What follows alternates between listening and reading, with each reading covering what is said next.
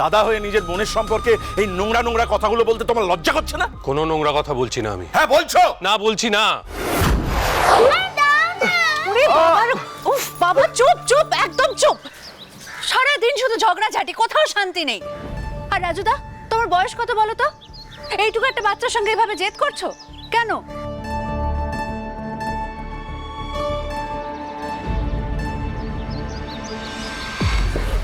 মা, এ কি পল্লবী? ওরা তো মজা করছিল, খুনসুটি করছিল। ও তো করতেই থাকে। কিছু হয়েছে নাকি?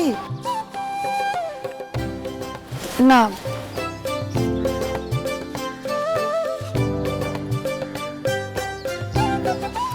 বলছি যে সব ঠিক আছে?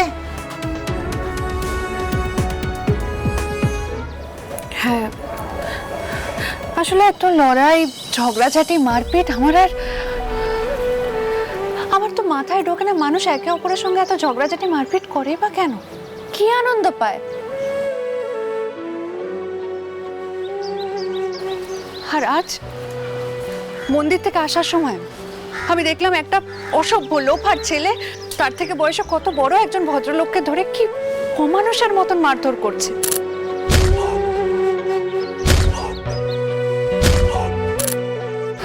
এরা দেখতে মানুষের মতন, কিন্তু আসলে পশু। এর আগেও ছেলেটাকে আমি দুবার এরকম গুন্ডামি করতে দেখেছি।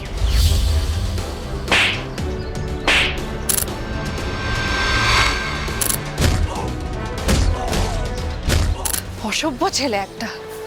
আর সেই রাগে আমি রাজুদা আর বিট্টুর ওপর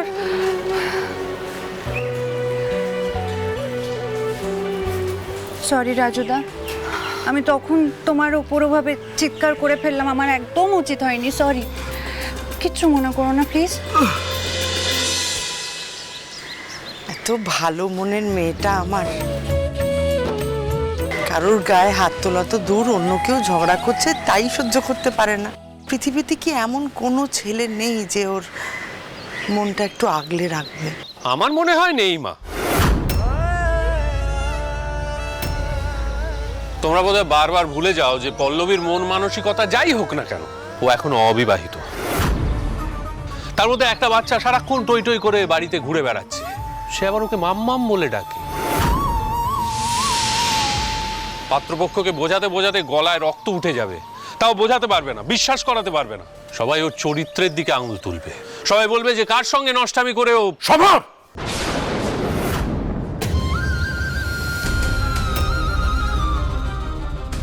তোমার মুখে কিছু আটকায় না? না ভুলে যাও সম্পর্কে ও তোমার ছোট বোন। সারা পৃথিবীর লোক যা খুশি ভাবুক, যা খুশি জানুক, তুমি তো সত্যিটা জানো। দাদা হয়ে নিজের বোনের সম্পর্কে এই নোংরা নোংরা কথাগুলো বলতে তোমার লজ্জা করছে না? কোনো নোংরা কথা বলছি না আমি। হ্যাঁ বলছো? না বলছি না, সত্যি বলছি। লিখে রাখো, ওই বাপ মা মরা মিঠির জন্য আজ নয় কাল আমরা প্রত্যেকে ভয়ঙ্কর বিপদের মধ্যে পড়ব। একা পল্লবীকে নয় বাবা, আমাদের প্রত্যেককে। আর তখন কিন্তু হাজার কান্নাকাটি করলেও কোনো লাভ হবে না।